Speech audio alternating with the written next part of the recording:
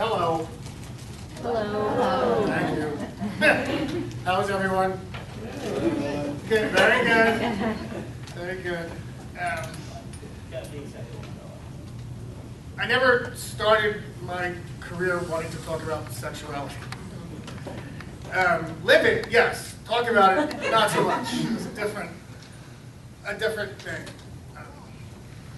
But one of the things that I've come to realize over the years is that if you work with older individuals on the spectrum, the older they get, the less you get to be a specialist.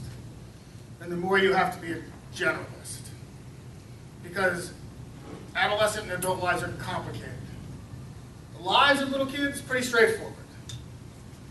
Lives of older guys, not so much. So I find myself at this point not only having to be an expert on behavior analysis, but also autism, labor law, sexuality, community-based instruction, insurance regulation, like you name it, like I now have to understand how this stuff works in order to be able to support the guys that I want to support in the lives that they deserve. And if you work with people long enough, you realize that all people are sexual beings. So I don't think it's an understatement to say that I've had every single type of bodily fluid from another person on me at this point in my career. I am not bragging, it is just a statement of fact, because that's what this is. I mean, I work on that level with a whole bunch of individuals to help them have real, true adult lives of what we call competence, dignity, and quality. And part of that is this respect for them as fully integrated adults. And part of adulthood is sex. This is Sex, the instruction manual, but this is not what we're talking about. Okay? We're not going to talk about how to have sex. Sexual education has nothing to do with how to have sex. It is about understanding your body and how to be safe. Those are your two primary concerns that we will talk about. We will talk towards the later half about some of the issues associated with masturbation. We will talk a little bit about some of the rules about relationships. We'll even talk a little bit about internet safety, because I think it's a huge issue right now. But at its heart, it really is, sexual education is really about safety and understanding your body. This presentation contains language and imagery of a sexual nature and may be considered inappropriate for younger viewers and listeners. I am going to talk about sex now. I am going to use some very blunt language. I have a few graphics that you might not expect to see in a typical professional presentation.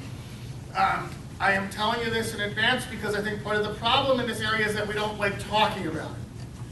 We beat around the bush, no pun intended, in order to discuss this stuff. Okay? I was at an IEP meeting last year where the classroom teacher was saying, well, you know, sometimes when he, you know, when he masturbates, and they're like, yes, masturbating. When we can't use the technical terms to talk about this stuff, we're really sort of behind the 8 ball. So I am very blunt in my terms. I have some graphic images to show you. I will warn you in advance, nothing is pornographic, but I'm warning you in advance. If I offend anybody, toughen up. That's all there is to it. Like, you know what you're in for now, so deal with it. If I do happen to offend you, though, blame me. Don't blame the Sundbergs or Baca, or they didn't edit my talk. They didn't censor me. This is my stuff, so now it's all on you, okay? Welcome to sex education. I already mentioned, like, we don't like talking about this. We joke about it, right? Well, we'll talk about who slept with whom on Scandal or you know, whatever TV show, or we'll make some little snide comments about Kim Kardashian and her Instagram photos or whatever it is, but to have an open, honest conversation, TMI, too much information. Like, we sort of shut it down before we get anywhere. Add to that any sort of disability label, and people outside the community really don't want to even think it exists. You know, there's this tendency to think that that's not even part of the whole spectrum of sexuality. So it sort of stays in the proverbial closet. Then add to that personal and societal constraints that move sexuality out of the realm of simple behavior. And it's a really complex area in which we have very limited intervention in research. So it's an area of high need where we have very little research to back up much of what we do. I did this very similar training at a school called Little John of God School in Alexandria, Louisiana, run by an order of nuns in the Catholic Church. Was one of those schools that opened back in the 40s and 50s, primarily for individuals with more of a Down syndrome, intellectual disability presentation. Now they have a large percentage of kids on the spectrum. They asked me to come down and do the talk. Like I said, it's run by the Catholic Church, and I said, are you sure? They said, no, our staff need this training. I said, well, let me send you the slides first. Sent the slides, they said, no, please come down. I said, okay. Well, there's one part in this talk where I will emphasize that you need to stop using baby language. Don't say pee-pee, woo-woo, tatas, with like penis, breast, vagina. Good words. Use the right words. You want to infantilize an adult male on the spectrum. You want people to think he's a little kid in a big body. Have him say pee-wee when he has to go to the bathroom. Okay. That's your fastest way to do that, okay? You want to use real words. Now, that little thing that I just spoke about, just before I started to say that, the principal of the school and 3 other nuns walked into my presentation. Now, I'm not even Catholic, and nuns sort of freak me out. Like, that's just a given. And now I'm going to say, like, penis, breast, vagina in front of nuns, and I'm like, oh, this cannot be good. But I was like, this is my talk. I got to do this talk. So I did it. They stayed for about 10 minutes. Then they left. They were just seeing all the presentations. And afterwards, I went up to the principal and I said, Sister Ann, you really made me very nervous when you came in. And she said, but why, Peter? And I said, well, you know, I say penis, breast, vagina, and you were like, she said, I'll let you in on a little secret. And I said, what? She said, nuns have vaginas too. I said, no. Okay. Puberty. How many people here went through puberty? Good. Okay. We all understand what we're talking about then. I'm not going to go into a whole lot of detail, but in girls, the first signs of puberty are usually evident after age 8, and the biological process is completed by 16, give or take. Boys, puberty normally begins around 9, is completed by 18.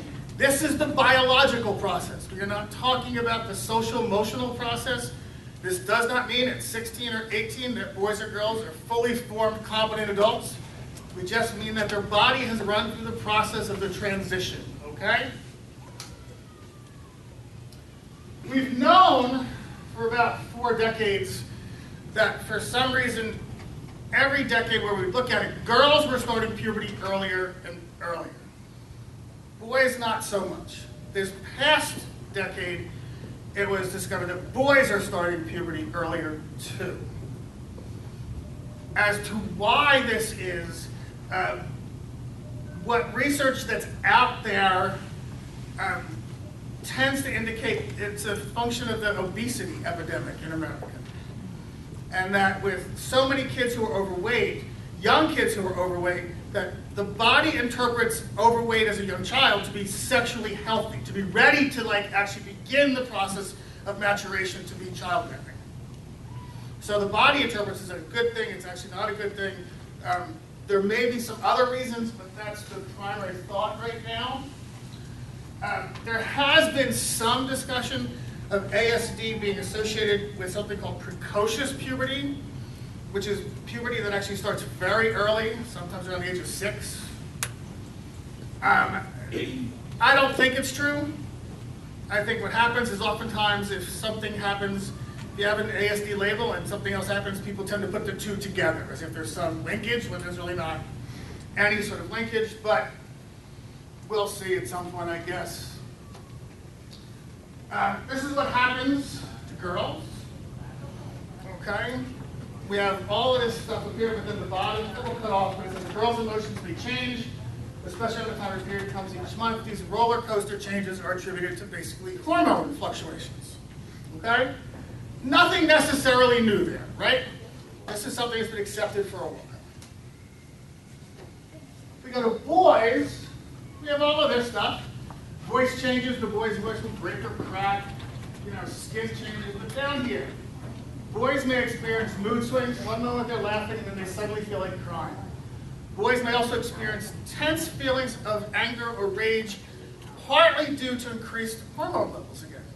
Now, the reason I emphasize this is oftentimes with boys, when we see something like this, we don't default to puberty, we tend to default towards a mental health concern. We see this sort of emotional lability, and we think there's something else going on, as opposed to attributing it to the onset of puberty, when it really, that's all it is. Now, some of this is also associated with the psychological impact of adolescence.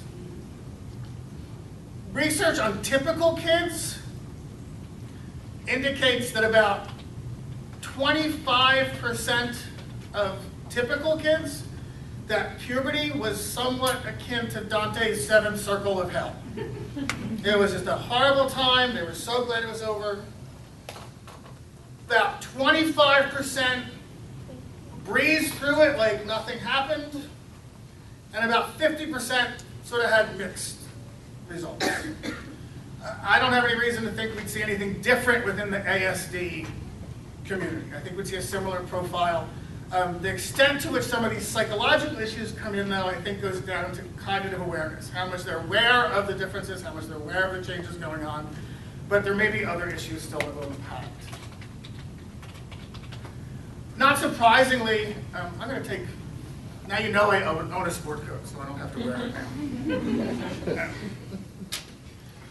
Not surprisingly, there's not a whole lot of research on autism and adolescence, puberty. As a matter of fact, if you look at all the research, basically all it says is that people with autism go through puberty. Like, that's the sum total of the research. So there really is nothing biologically different between folks with ASD and individuals who are more typical.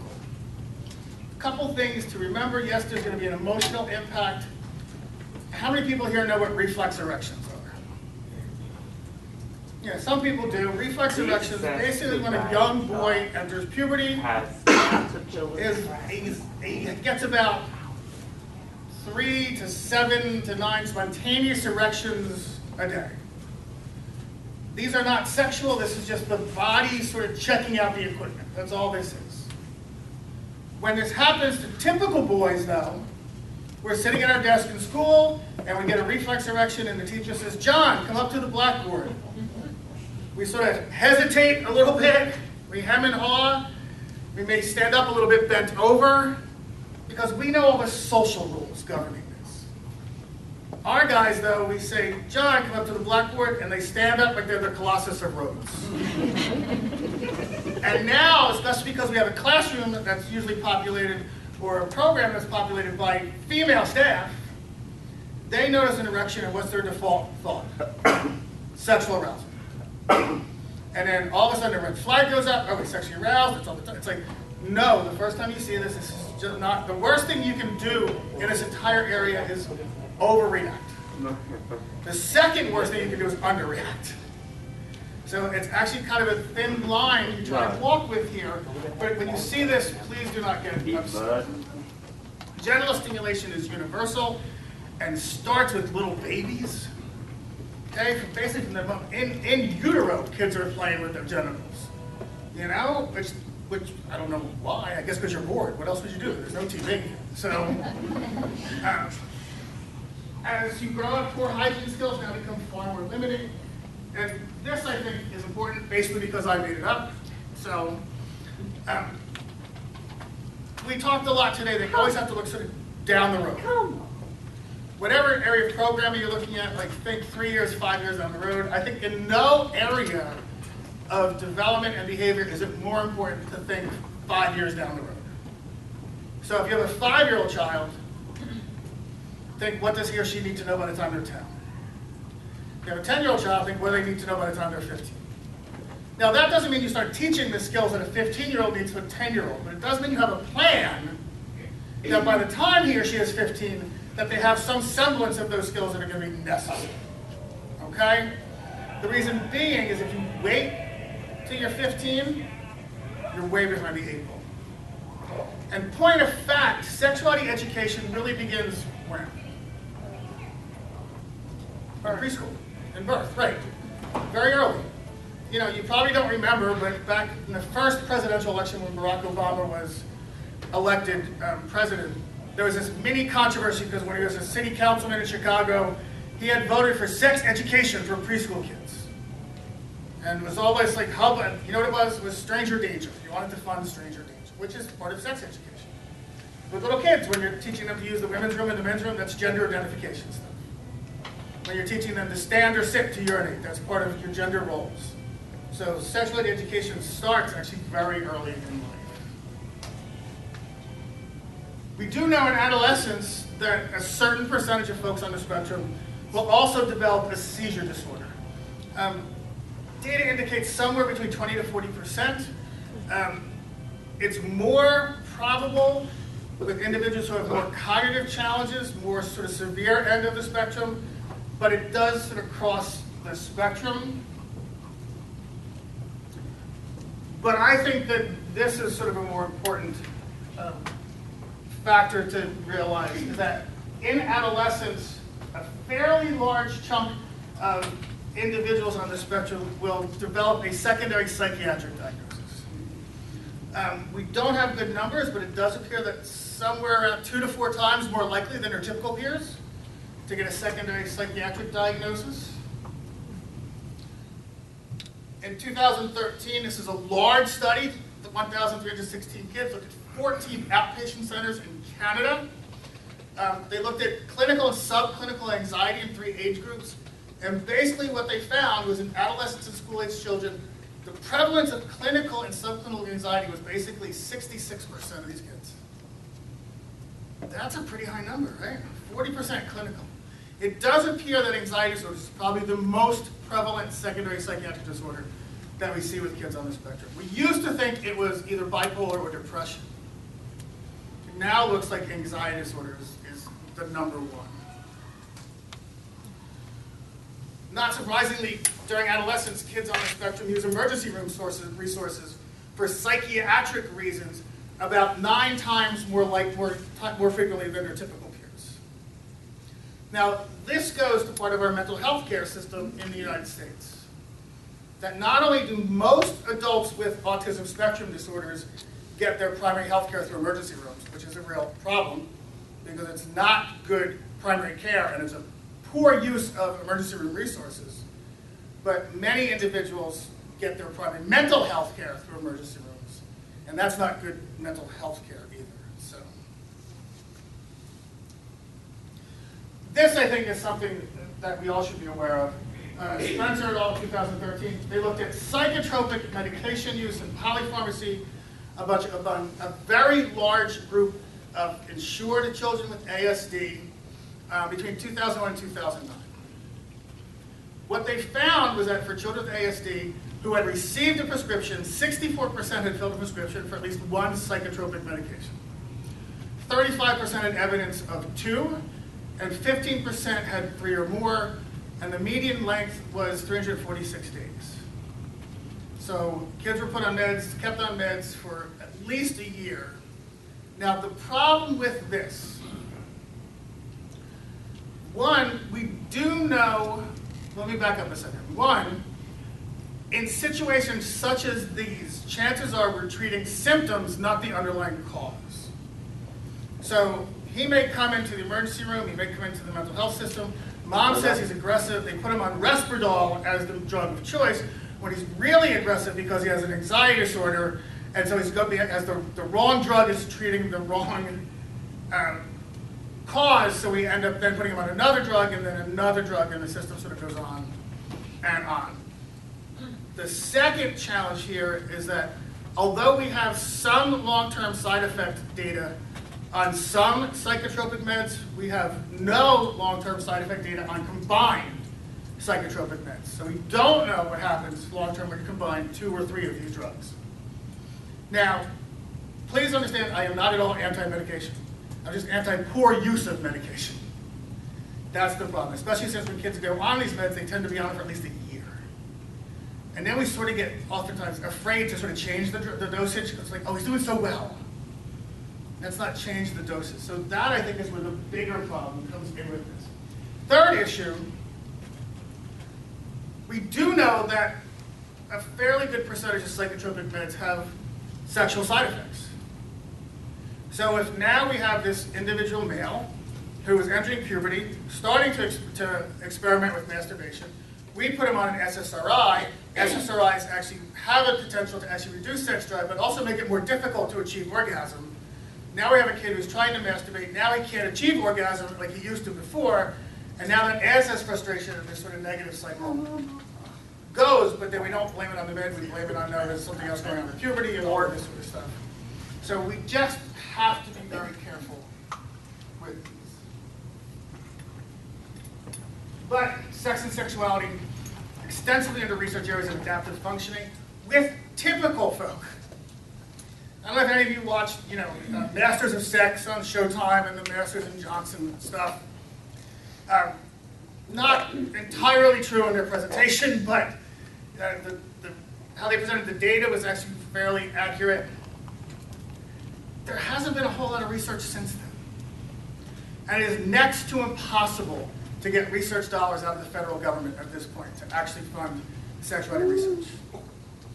There was something called the National Longitudinal Transition Study, Part 1 and Part 2, which looked at outcomes of students with various disability labels 1 year, 5 years, and 7 years out.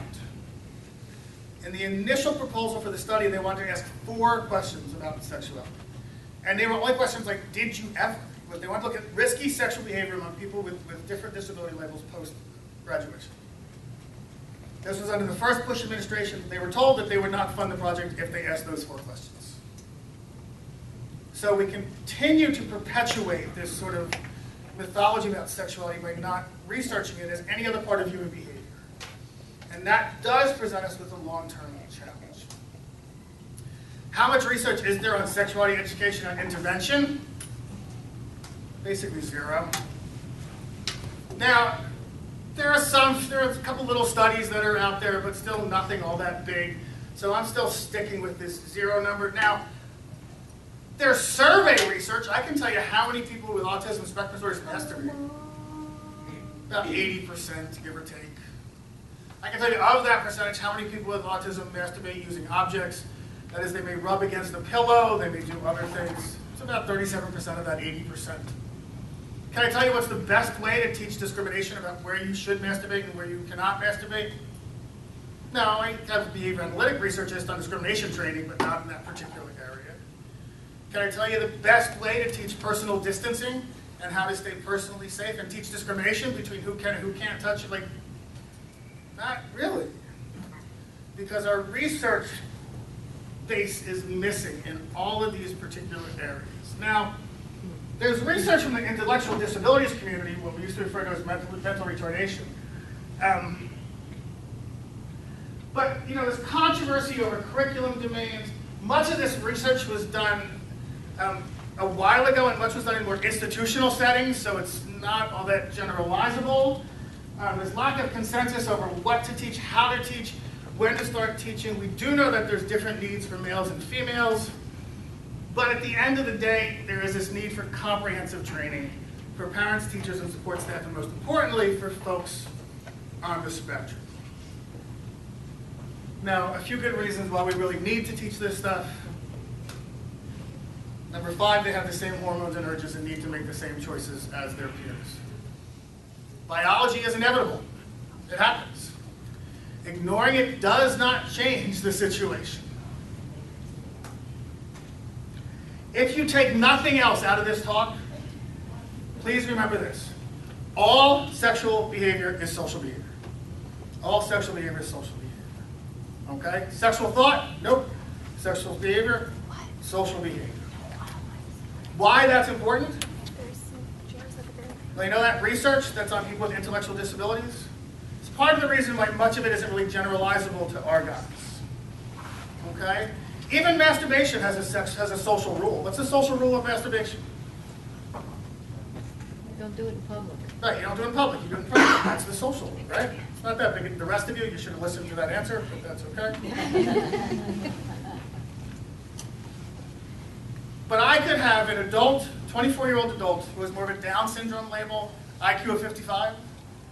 I can have an adult with more of an Asperger's syndrome, although I know DSM-5 would curate everybody with Asperger's syndrome. I understand that. So we have this guy over here who has an IQ of 120. Of these two men, who's going to understand the social dimension of sexuality better? This guy over here. Okay? And by way of demonstration, now this is entirely a hypothetical situation, but I'll give you some real examples as we go through. I travel a lot, or I used to travel a lot. I travel less now, but. So let's say I go into a new city, check into my room. My room's on the 15th floor. I then go out with the people who brought me in to do a training on sexuality. It's now 10 o'clock at night. They drop me off. I walk into the hotel. I walk up to the bank of elevators. A door on the elevator's open. I get in. There's a woman on there who just checked in, has her luggage. She's already pressed floor 15. I'm on floor 15, so I don't press a button, and the door closes. What does she start to think? Why didn't he press the button? How come he doesn't have any luggage? Like all this sort of stuff starts going through him. Then we get to floor 15, and you know, my mother, and I like to think my mother raised me right. And one of the rules she taught me, women first. So the door opens, I say, after you. She goes out, she turns left to go down the hallway to her room. I go out, I turn left because my room is down there too. Now what's she thinking? She has her phone out, she has 911 dialed. Have I done anything wrong yet? No. No. And now our guy with more of an Asperger's syndrome profile again is going to offer to help her because we said, no, help her if you think she needs help out there. And that's just going to compound stuff. In this area, it is so easy to be misinterpreted. So it's so critical that we understand this difference. Number 3, the internet and other readily accessible media. The internet has become the bane of my existence in this particular area. The problem, just so you know, like, the problem with internet porn and our guys is one, internet porn is astoundingly available. If you don't believe me, I'm not going to ask you to do anything that's going to violate your sense of well-being. Go to Google Images or go to Bing Images and just type in woman in kitchen and see how many images it takes you to get to a naked woman in a kitchen.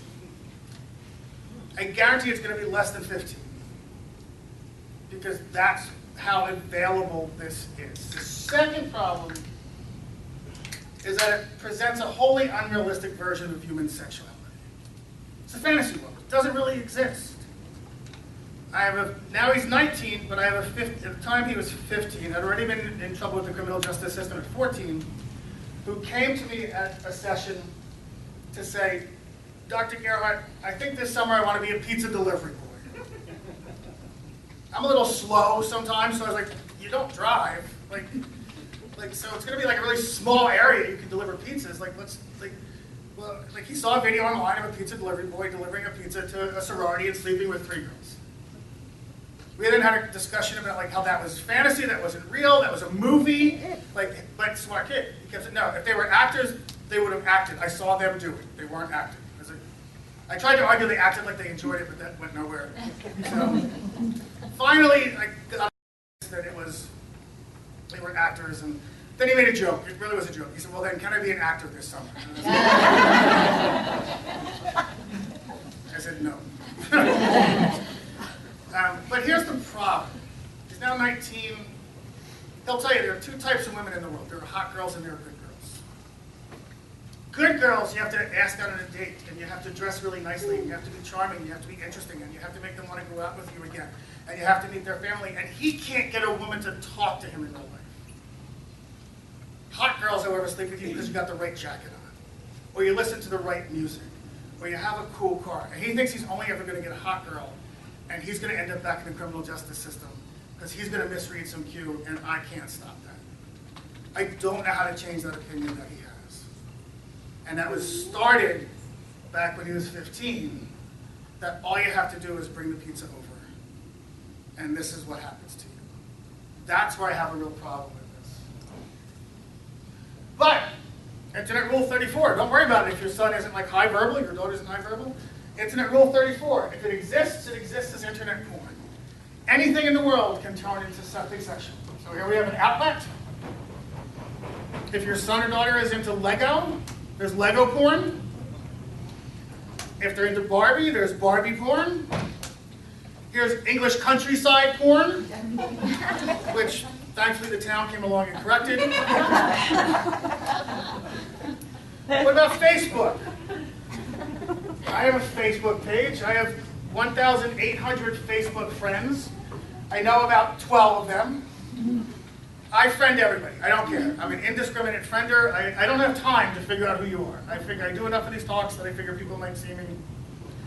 So a couple of years ago, I friended, was a young woman. I thought, oh, she probably saw me at a talk.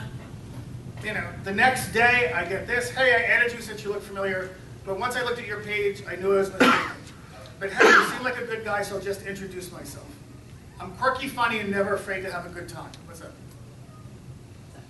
I recently moved here about 6 months. This is the internet. There is no here. Okay?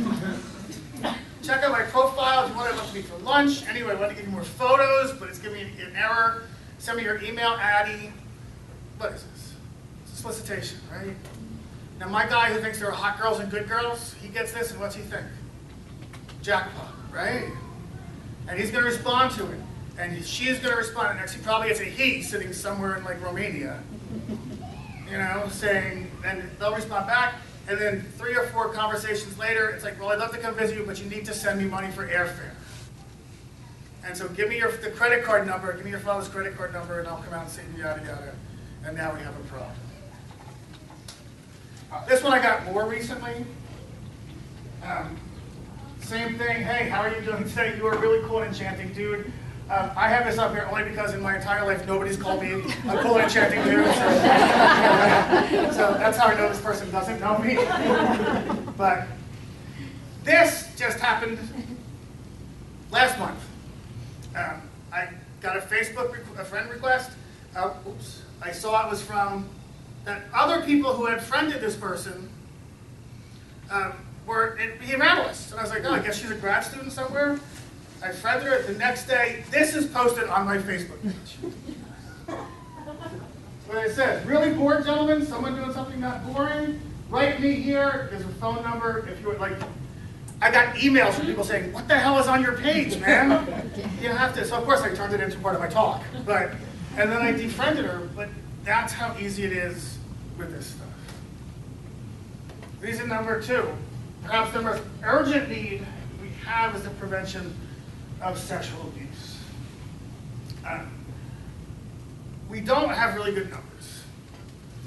We don't have really good numbers partially because we don't have really good numbers on typical kids because it's vastly underreported.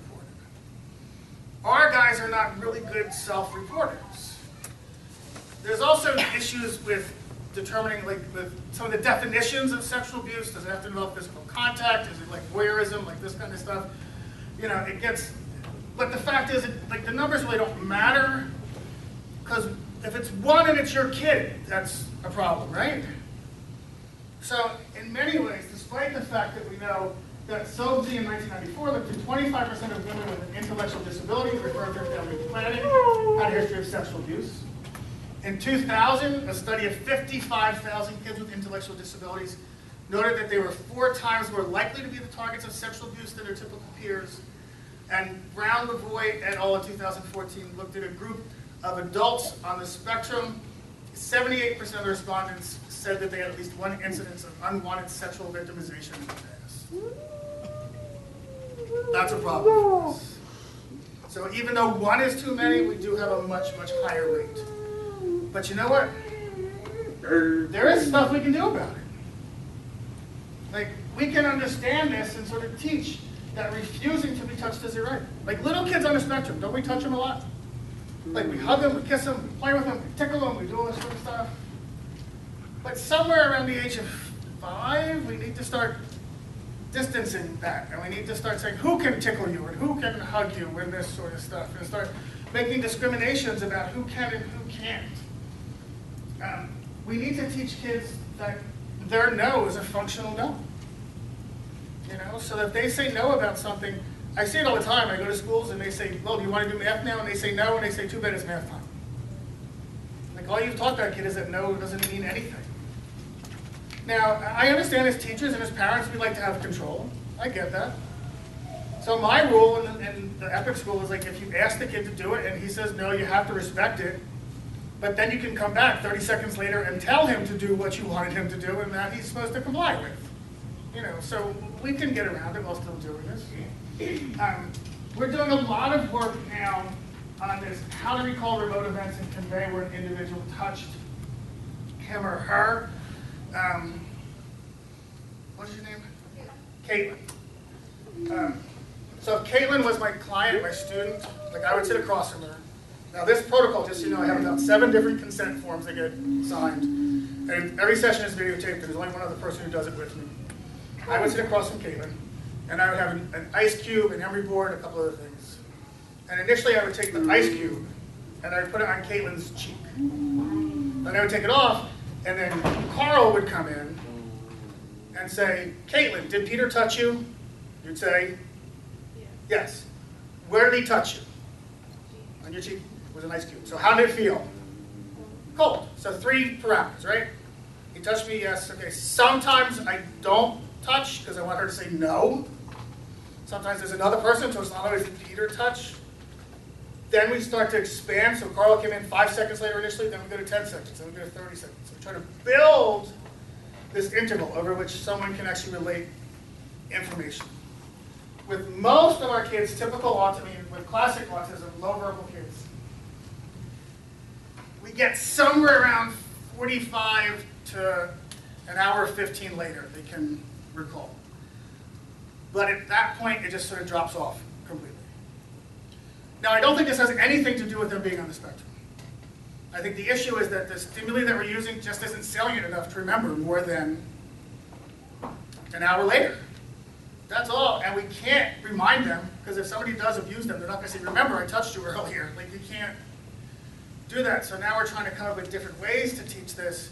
We're now actually trying to do it at the end of the day so that they can report to mom or dad and see if it goes across the bus ride, because we figured that would be good. 2, we're looking at different stimuli to try and do this.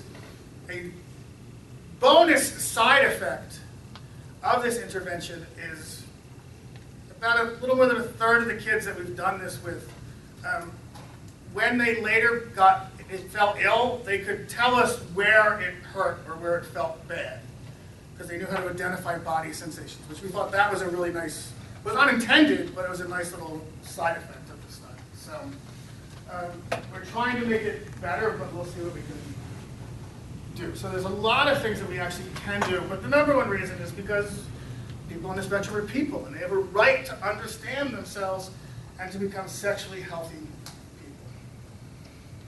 Why ABA to teach this stuff? First of all, sex is just behavior. I mean, that's all. Now, it's socially constrained, complex, context-based behavior, but it's still just behavior.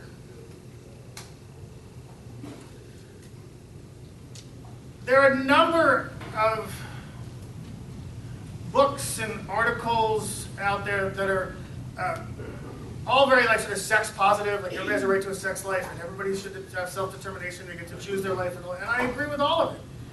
But then I want somebody to tell me, now what do you do? You know, just tell me what to do then so that people can make good choices. And I don't care if they make the choice I would agree with or not, but they have to be able to make an informed choice. That's the big challenge here. So we can teach that stuff. And then lastly, much of early sexuality education really is just discrimination training, which we're really good at.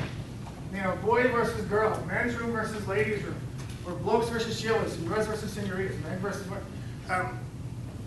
We realized, I was talking to Carl earlier, in my school, everybody said, oh no, they all know the difference between men's rooms and women's rooms. Then we changed the signs on the men's rooms and women's rooms. And they went to the one that they were taught to go into, not because of the sign, but because of what they always went into. And part of the problem is like our men's room and women's rooms are not next to each other. They're down the hall from one another. So they just learned location. They didn't learn sign. So here we are. Oh no, they know. They had no idea. Hello? So, but also, living and working in North Jersey, I live in New York City. Like, do you know how many different permutations on the men's room and women's room signs there are?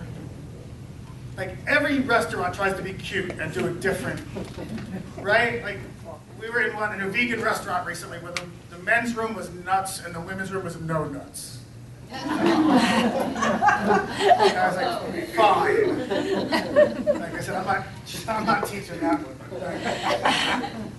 But also discrimination is where with you can and cannot be naked, where you can masturbate, who you can curse with, we'll talk a little bit about that, who help with toilet or menstrual care, touch certain parts of your body, and so on. It's all just discrimination, and we're really good at that.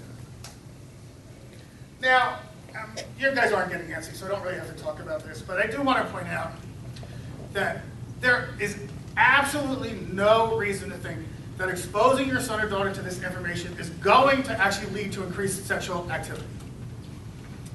Absence of information is the problem. So if kids don't know, that's when we really run into the challenge. Now for the non-parent members here, non-parent people, some of the professionals here, this is one area where I have two rules that I have to follow. One is, society has a zero tolerance about this, and I have to go with what society rules say. I cannot go to an employer and say, you know what, he used to masturbate 7 times a day at work. Now it's down to 1. Do you think you can hire him if he only masturbates 1 at your workplace? No, I'd be able to say, you know, he used to yell 7 times a day. Now he only yells once. Like, your workplace is kind of loud. Do you think like I could I might be able to get that done. Oh. But in this area, zero tolerance, okay? I have to always go with what family values, family norms. I'm working within a family context, particularly if the family is the guardian. Like, I have to respect that part. Now, as a consultant in this area, that's meant that twice I had to recuse myself from a consultation because I thought an issue had to be investigated further. Family refused to, and I said, well, then you have to get somebody else to do this. I have an ethical responsibility to myself and my profession, that if I can't pursue it the way it's supposed to be pursued, that I have to step out. But that's what it is. I do think about 70–80% of sexual education should take place in the home and not at the school or a clinic. But I do think it really needs to be part of our core curriculum, particularly for our guys. Now, one of the problems is, in the United States, less than 30% of school districts today offer sexuality education as part of their core curriculum. Many that do offer abstinence only, which I get, you know, whatever, I'm not going to get into that debate, but you know, we're not teaching like we used to teach this information. And the problem is that if parents aren't teaching it, schools aren't teaching it.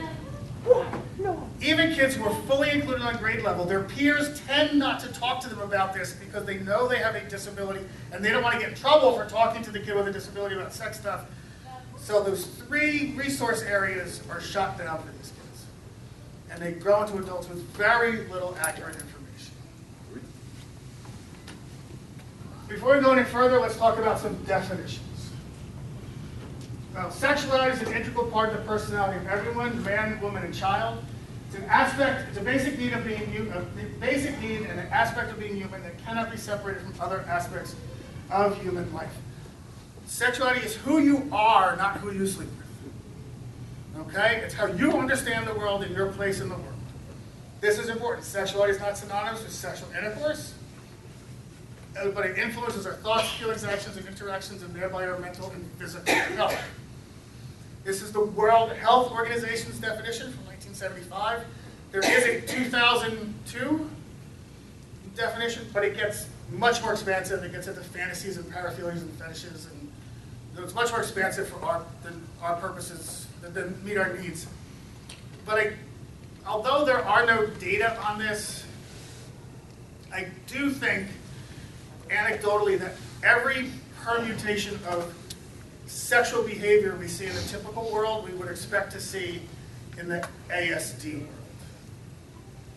For example, the #1 most prevalent sexual fetish among typical men is a shoe/foot fetish. It's actually pretty common. It does appear that the most prevalent sexual fetish among adult men with an autism spectrum disorder label is also a shoe/foot fetish. I don't know why. It's not my area of expertise. I just know that it happens, so I just need to be aware of it. Okay? Sex can simply mean gender, whether you're male or female. Sex can also mean the physical act of sex. So here we have one word with 2 very different meanings. And then sexual education is a lifelong process that encompasses many things. the biological, social, culture, psychological, and spiritual dimensions of sexuality. I remember when I was an undergraduate, I went to Rutgers University in New Jersey, and every week on campus they had something called, every year on campus they had something called Sex Week, which turned out not to be what I thought it was going to be, but that's besides the point. It was all this, like, they'd have guest lecturers come in, they'd put a big banner across College Avenue that said, your most important sex organ is your mind. And as a drunk, probably high 18-year-old college student, I thought that was the funniest thing I ever saw. As a 57-year-old man, I kind of get it. It took me a while, but I finally got it. But it's very true, because sexuality is not about your genitalia, it's about who you are. Now I'm going to show you some other words that complicate this.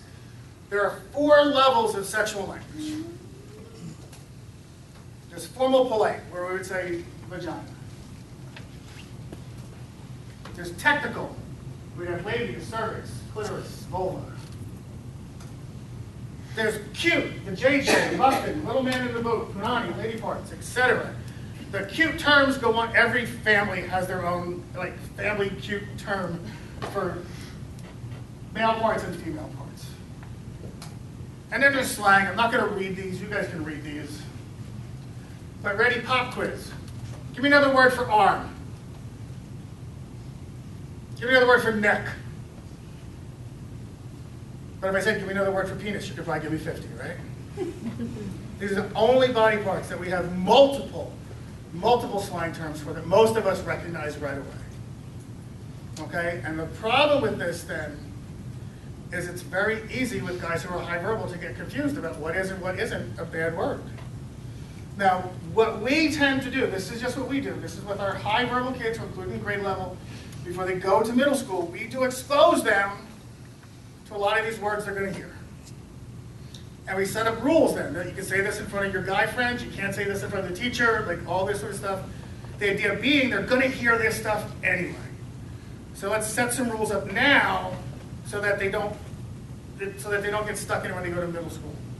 The second reason is, after having 3 cases where we worked with, a kid who went over to middle school, one of his little buddies said, see that girl over there, she likes you. Go up there and say, I want to touch her pussy, because she likes when people say that. And what does he do? He doesn't. And what does she do? Loses her mind, right? And who gets in trouble? My guy, right? So we wanted to try and avoid that. Well, honestly, we'll never know if it works, because we're not going to have a big enough sample to say that this was 100% the right thing to do, which is part of the problem in not having the research to support some of this stuff. And as face validity, it makes sense. We have family permission, but is it really the right way to do it? I don't fully know. There was another point I wanted to make there. Oh, the 2 exceptions we make. We said that you could say ass, that nobody says like backside or tiny or like that's.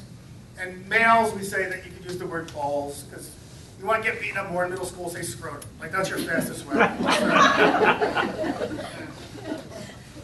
I will point out though that especially these down here, these are also like words that have other meanings, right? Like you could use these words in pretty much regular conversation, right? It's a shame though that there used to be in Pennsylvania a state college called Beaver College, that they resisted changing their name for a very, very long time. And it was only about 5 years ago that they changed their name. And the reason they changed the name is because all the search engines in public schools, when kids were looking for colleges, it would black them out. Like they couldn't find that website. So they had to actually change their name because of that. So.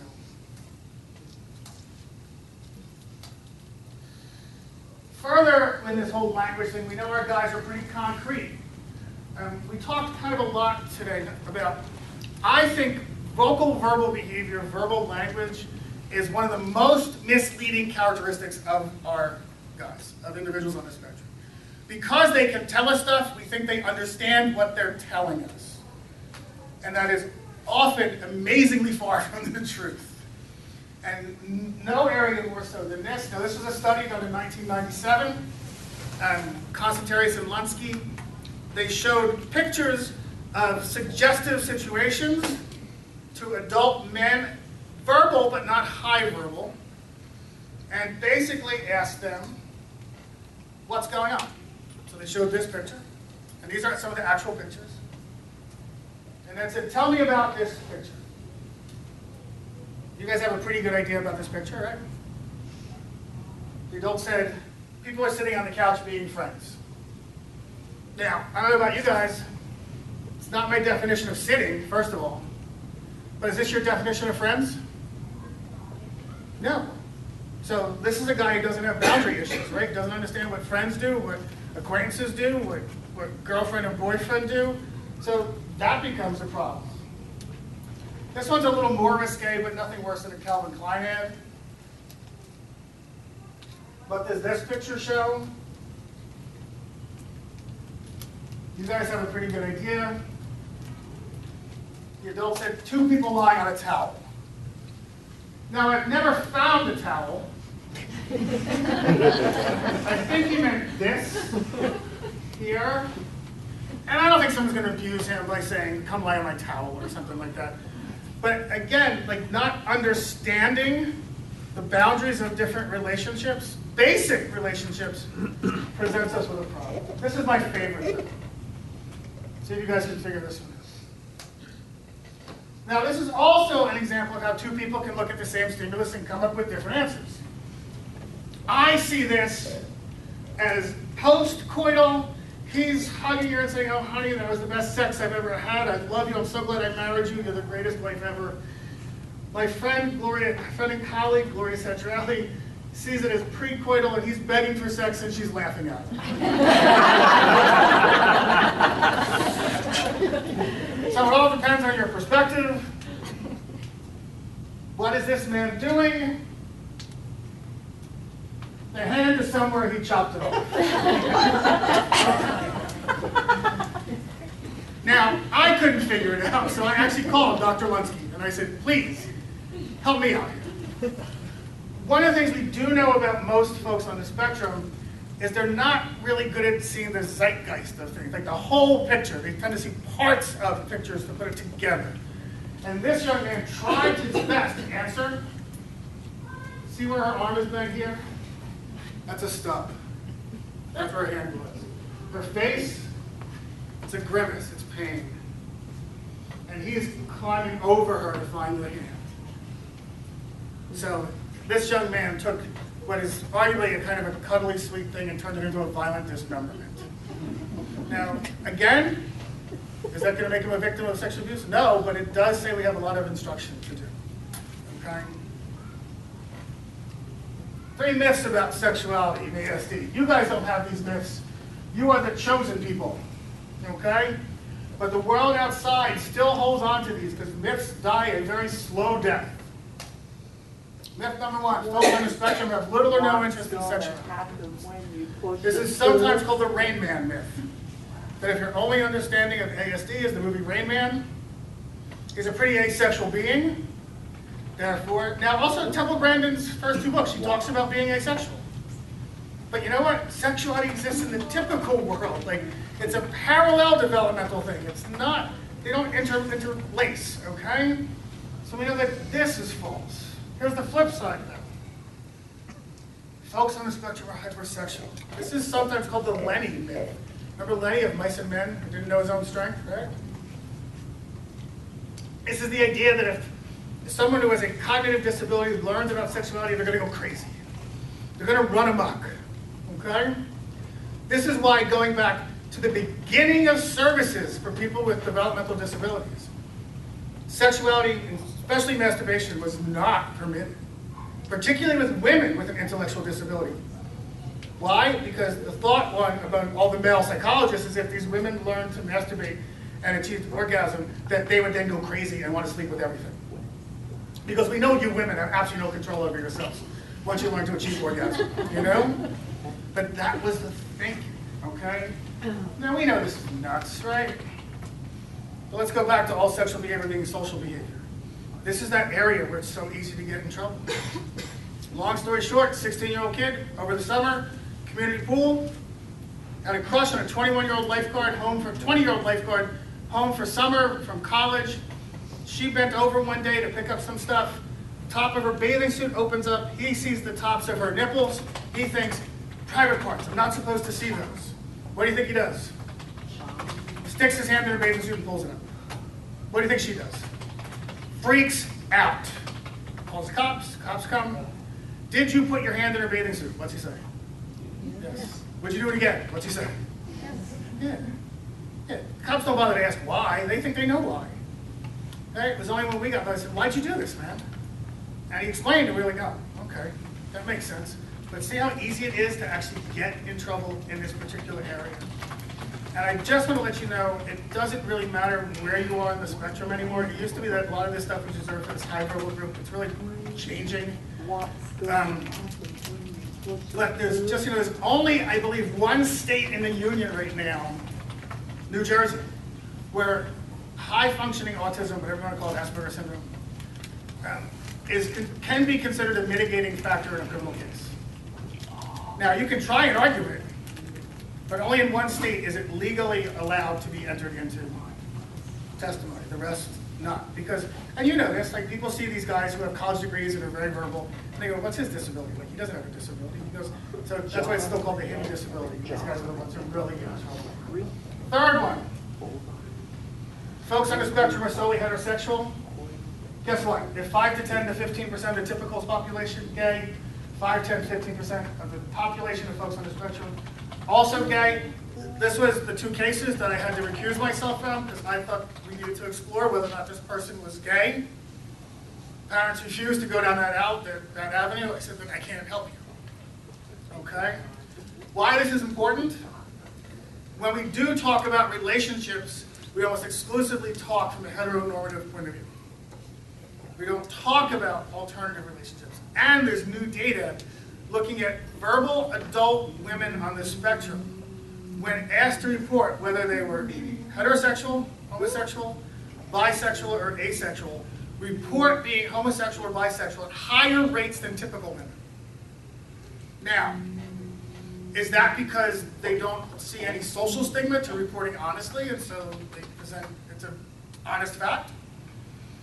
I don't know. Is it because they had some misconceptions about what those things mean? I don't know. But we do know that the numbers indicate that it's as prevalent, if not more, in our population, and not attending to it becomes a problem. Because you know what? Folks on the spectrum are sexual beings. Individual interest in sex or sexuality or personal sexuality or relationship varies not only between people but among the same person at different points in their life. What we don't know a lot, but these are two studies done in the 90s, and basically they found that looking at individuals with intellectual disability, that they had lower levels of knowledge and understanding and experience in all areas except menstrual care and body part. Menstrual care, because somewhere around 1979-80, we actually stopped the eugenics program in the United States and stopped arbitrarily sterilizing people with developmental disabilities without their knowledge or consent. So now we have to teach menstrual care. Body part ID, we teach body part ID, we don't even teach the right body parts. I already said this, we do pee-pee, woo-woo, tatas, like right words, please use the right words. But let's talk about a very popular term. Private parts. Everybody knows the term private parts, right? Okay? What is your name? Jenny. Jenny. Private parts are those parts of your body that are covered by what? Epitome, LTD, short link. Private parts are those parts of your body covered by what? Clothing. Let's go clothing. Let's go big time. Clothing. Okay? So Jenny, right? Jenny? So Jenny's private parts are those parts of the body covered by clothing. Nobody can touch Jenny's private parts without permission, right? It's a really good rule. Can I go stroke her face? No. Can I touch her neck? No. Can I feel her hair? They're not covered with clothes. They're not private parts. Like, why not? Like, you know, if we're teaching kids with concrete language that these are private parts, what's the rest of your body? Public parts. Your body is your private part, period. Now, these are more private. We can set up different rules there. But your body is your private part. Nobody can touch you if you don't want them to touch you. That's got to be the rule. When we start making finer and finer and finer discriminations, we get more and more confusing. Okay? What we don't know can sometimes hurt us. Stokes Newton Carr, 2007, examining the social romantic functioning of a bunch of verbal adults, males, just basically found they engaged in stalking at higher rates than their typical peers. Why? Well, it's a really intimately reinforced behavior, but if you finally find a girl to talk to you, and she's probably talking to you unfortunately because she knows you have a disability label, she's trying to be nice, which you then interpret as, she likes me, and then this whole cycle starts, and it becomes incredibly problematic. But, so again, without this knowledge base, it's so easy to get into trouble. But you know what? The most often when folks on the spectrum get some sort of sexual education, it's after they've already done something that's problematic, which is really like closing the barn door after the horse is run. 6 simple rules of presentation when teaching this stuff. Simple, visual, individualized, repetitive, fun, and concrete. I focus on simple, visual, and concrete. Now, I showed you words for female genitalia. Female genitalia, I'm going to show you graphic images of male genitalia, not pornographic. So, when we teach males to understand what their genitalia is, or females, we use these sort of representations. With our low verbal guys, we only do male, male, female, female. Only females teach female body parts. Only males teach male body parts. We think that's an important distinction. So, keep it simple, but keep it stupid. This would be a really bad visual for us to use. Okay? This, we decided, is Woodsy the Owl. This is the Apollo 11 rocket. But beyond that, completely useless. This, we decided, is really just painful.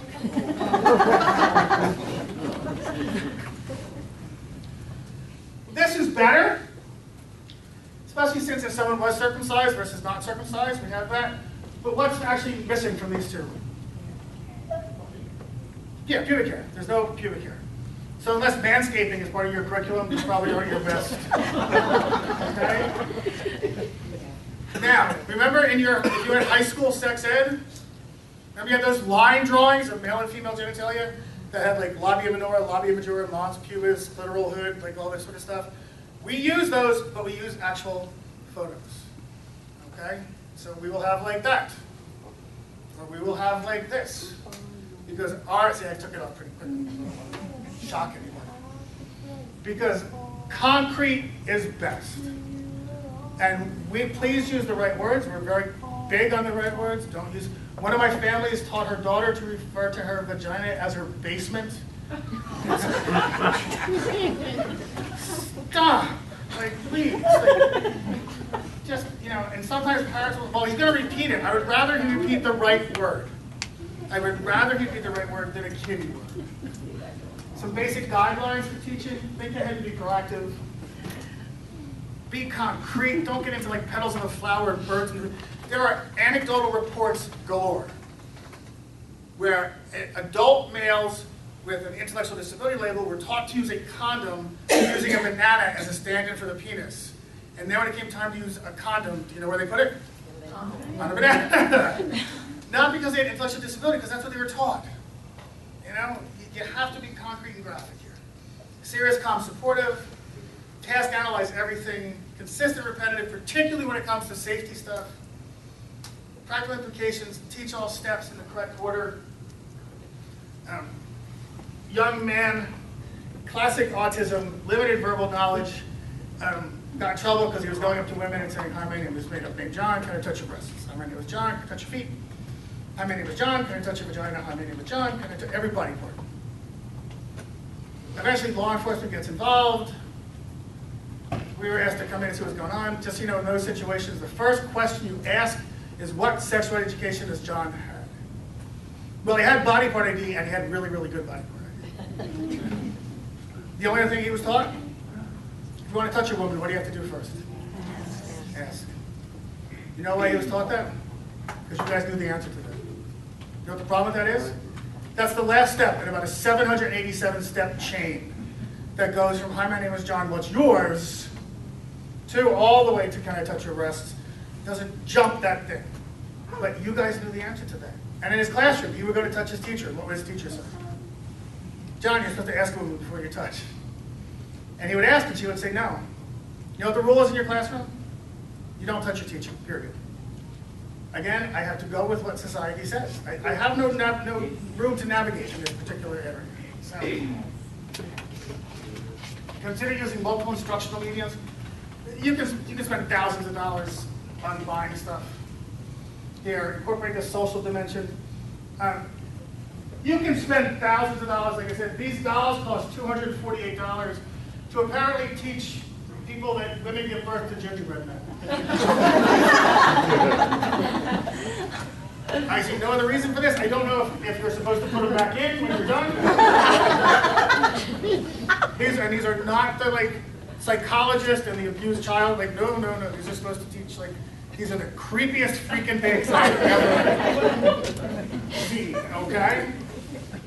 We make our some manufacturer's going to sue me just for this one slide. We make our own stuff up, just like with the visual that we showed you. But medical nursing textbooks, patient education materials, sexual education books at the library, Planned Parenthood. We'll actually do some videos of stuff, but not obviously of nudity. One of the things that we try to advocate is with little kids, after they take their tub, so he's 5, he takes his tub, that he puts on a robe before he leaves the bathroom to go into his bedroom to get dressed. Now, typical 5-year-olds can run around naked, like that's not a problem. But if we don't teach him at 5 and now he's 15, 15-year-olds running around naked is a problem, especially when his sister's 13-year-old friends are over. And you know how much more difficult it is to teach that now to a 15-year-old than to a 5? So we advocate, we'll teach him when he's 5, and we have a video model of him putting the robe on, leaving the bathroom, going into his bedroom. And in his bedroom then, hang on, my watch is right. And in his bedroom, like there's cookies and milk there. Like so he sees what he gets for doing this. That's all. 3 primary targets: accurate information. Relatively easy. We can teach accurate information to almost anybody on some level. Personal values, forget about it. By the time I meet someone, their values are pretty set. I don't really try. I try and shape them if I can. They're usually not their family values. They're not my values. They're their values. My low verbal guys, like I don't know what their values are. My guy who said there were hot girls and good girls, that's a value statement. Values are incredibly difficult to change. And then lastly is social confidence, which is really difficult. These are the macro areas, human growth, masturbation, etc. But these are the micro. Private versus public behavior, good touch versus bad touch. I already talked about proper names of body parts, improper names, personal boundaries, masturbation, not as a good or bad thing, but a where or when thing. Avoidance of danger, abuse prevention. Social relationships, and it just goes on and on. That's what we can try and teach. But when? I said it started early. So very early on, looking at boys versus girls, public versus private, basic facts including body parts, introduction to puberty, introduction to menstrual care. We're really big on teaching menstrual care before she gets her first period. Just being pragmatic, that's all. No real reason otherwise. It's just much easier to be ahead of the curve than not. So if you went to any of our classrooms, you might see like a 7-year-old girl with a little sign on her desk that says, if I wear my panty liner for 15 minutes, I get too much air on me for 5 minutes, or something like that. Because we don't want to wait till she gets her first period and ask her to wear this weird thing in her underwear. And like, I know more about menstrual care than any male should. It's just wrong. Appropriate versus inappropriate touching, we start there. Now, very quickly, boys versus girls here. About 5 years ago, I had a ponytail, I had a long ponytail, and we were just doing a very quick survey of all our students about men versus women in the staff, because we were going to the Chelsea Fitness Center so that we'd use the pool, and we just wanted to make sure people knew what was the right locker room. And when my picture came up as Peter, a man or a woman, one of my students said, Peter's a woman. And they corrected him. They said, no, Peter's a man. He said, no, Peter's a woman. And why? Because we went back and looked at almost all of our stimulus materials. Women had long hair and skirts. Men had short hair and pants. Well, I had pants on, but I had long hair. So he defaulted to that. So now, with our younger students, we use things like this to teach. So we're trying to get as many diverse exemplars in so that we can come up with the actual discrimination between male and female. Middle to high school, it just goes into everything else that you think people should know. The same techniques we use to teach other behavior sets we can do with this. Picture schedule, shaping, cognitive rehearsal, personalized story, video modeling, discrete child instruction. Masturbation. Masturbation is not a crime. I use the Woody Allen line, which is don't knock masturbation, it's sex with someone I love. Most males on the spectrum figure out how to masturbate on their own. Why? The genitalia are exposed, and the task analysis for male masturbation is pretty simple. It's up, down, repeat. That's all it is. Women on the spectrum, it's a much more complex phenomenon. Why? Because the genitalia are not exposed. The physiological process underlying masturbation with women is much more complex. Anecdotally, we see more behavior problems with women on the spectrum who have difficulty masturbating, particularly to orgasm, than we do with men. Men, we tend to figure it out. Women, we see more problems with. It's not a hard and fast rule, but we do tend to see that. The big thing is just where and when. Now, we do have this ineffective masturbation, maybe contribute to ritualistic behaviors.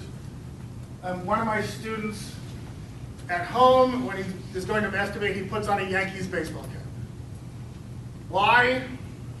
Probably the first time he masturbated to orgasm, he had a Yankees baseball cap on and it became his lucky hat. Like, I don't know. Like, for whatever reason, that's what it is. But it's like, if that works for you, dude, that works for you. I'm not going to interfere with that.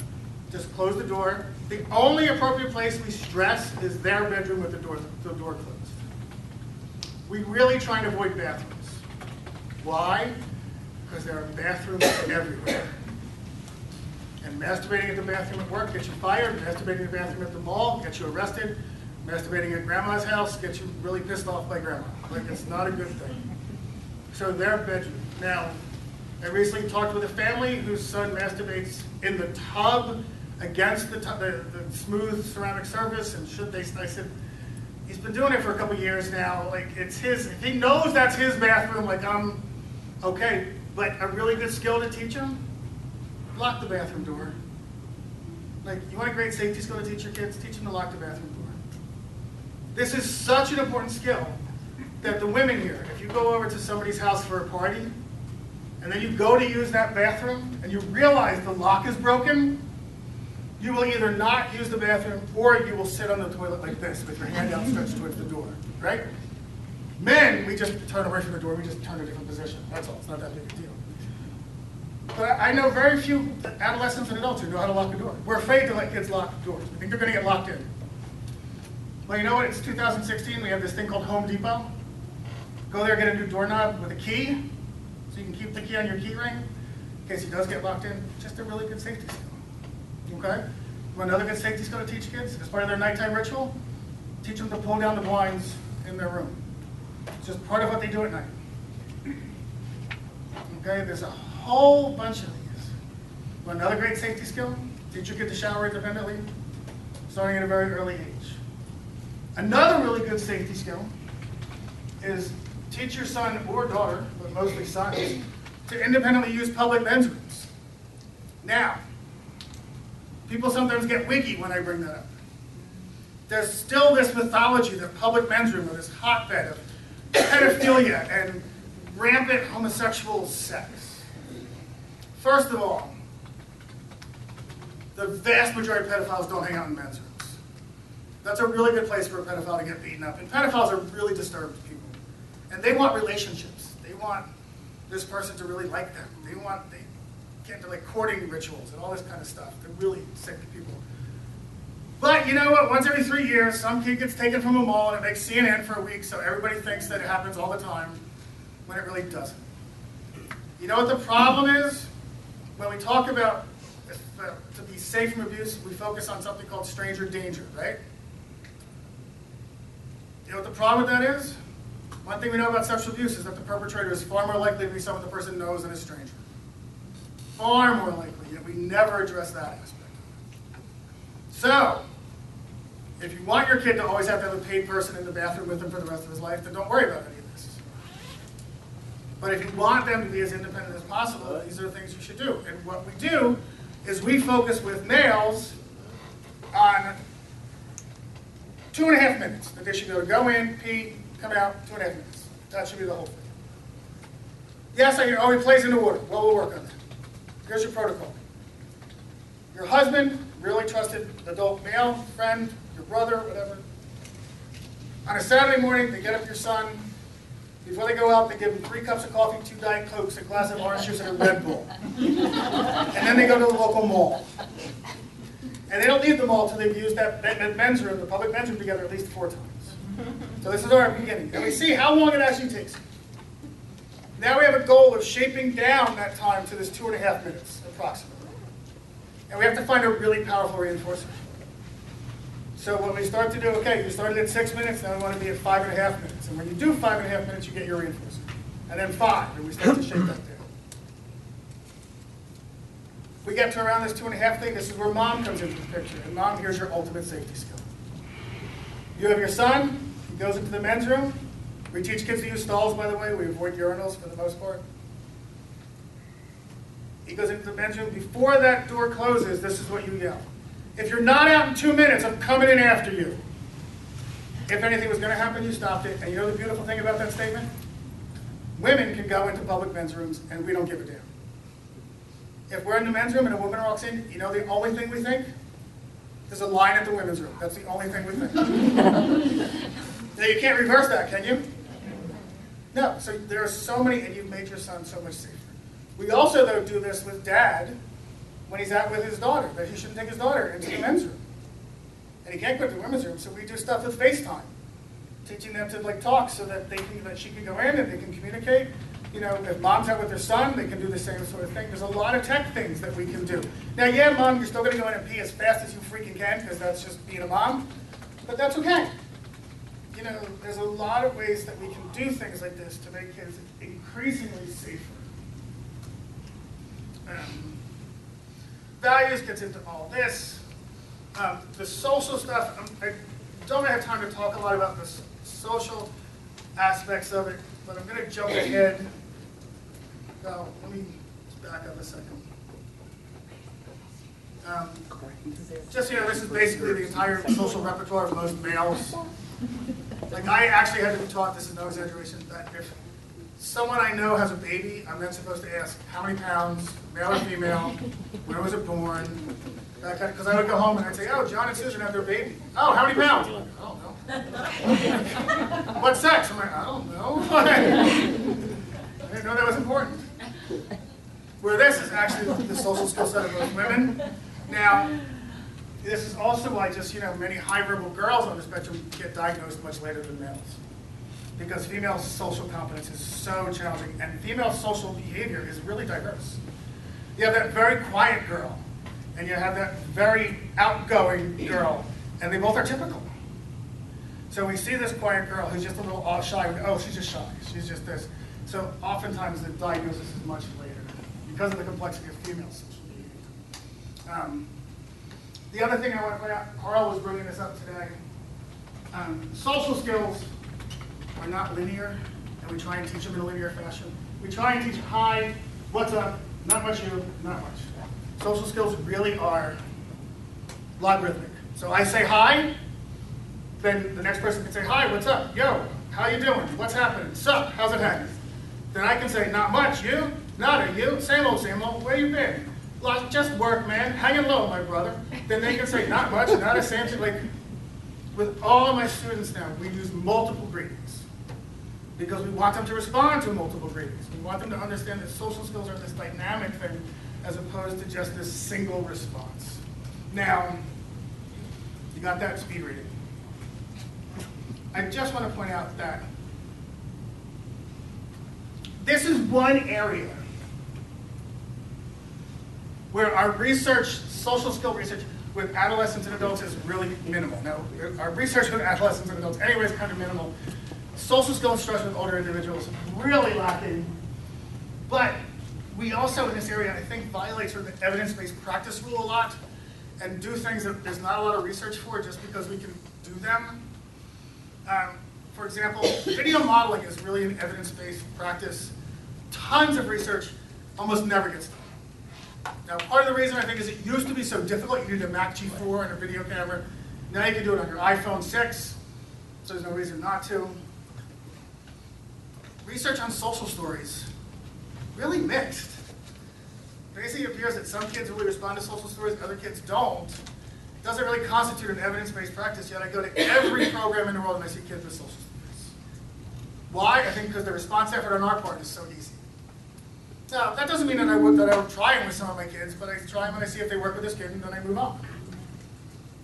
A lot of research looking at, well, not a lot, there's probably my research in peer-mediated strategies, so making sure that there are typical kids involved. But social skill groups, research is abysmal on social skill groups. Think about it. Let's put a whole bunch of kids without social skills together and expect them to learn social skills from one another. You know? Now, the research is hard to interpret because what constitutes a social skills group? We don't really, that's how many times do you do it, what do you do during that group, it's hard to interpret some of this research. So I'm not going to bash social skill groups entirely, but I do want to point out that it's kind of like putting me into a group with a bunch of non-Greek speakers and saying, okay, over the next 7 weeks, learn to speak Greek. You know, it doesn't really work all that well, but we need more research here. Self-management, self-management is really an evidence-based practice, but we need to look at sort of safety education as all part of this. So having a function effective no. This dressing in an intentionally non-revealing way.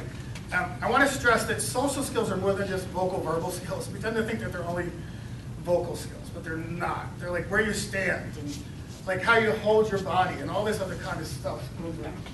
There's dressing in an intentionally non-revealing way.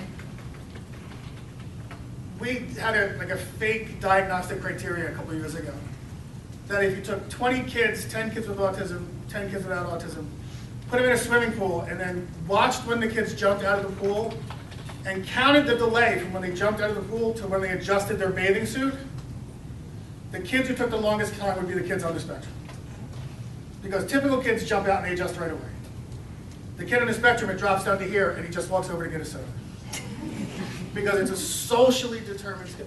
We see a lot of this as kids get older, that mom thinks they're being addressed cute, that mom thinks that they're being addressed in a very sort of childish way that isn't really the safest for them going forward.